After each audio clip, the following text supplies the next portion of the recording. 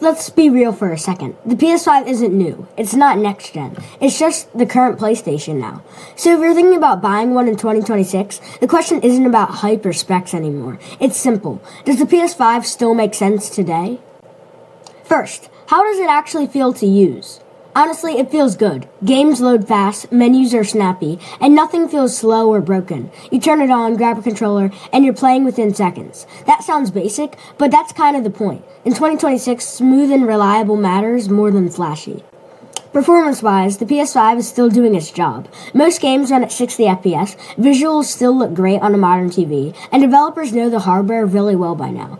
Is it the most powerful thing you can game on? Obviously not. But it doesn't feel outdated either. And that balance matters.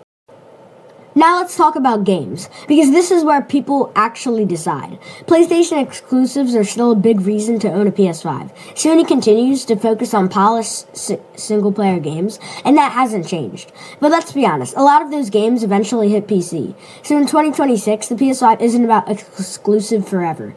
It's about playing now, comfortably, without thinking about settings or hardware. If that matters to you, the PS5 still fits.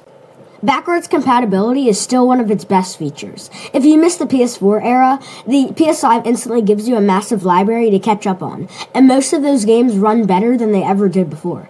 Even if you owned a PS4, replaying older games on PS5 just feels smoother. That alone makes the console feel far from irrelevant. Now let's talk money. The PS5 isn't hard to find anymore, and prices are way more reasonable than they were years ago.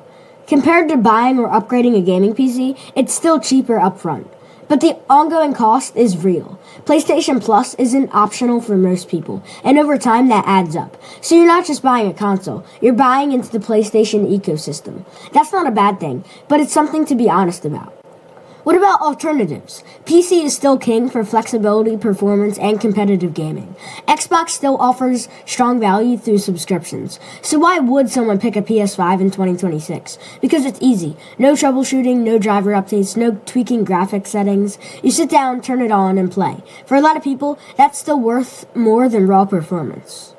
So who shouldn't buy a PS5 in 2026? If you already have a solid gaming PC, you probably don't need one. If you only play competitive games, PC still makes more sense. If you're waiting for something radically new, the PS5 won't surprise you.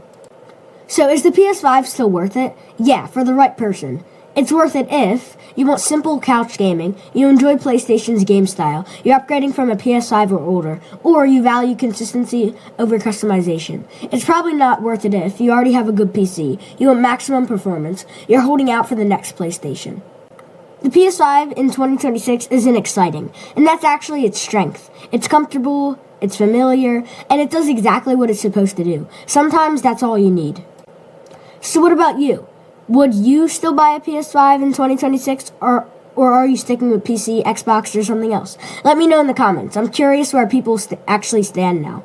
And if you want to follow up comparing PS5 versus PC in 2026, subscribe. I've got that coming.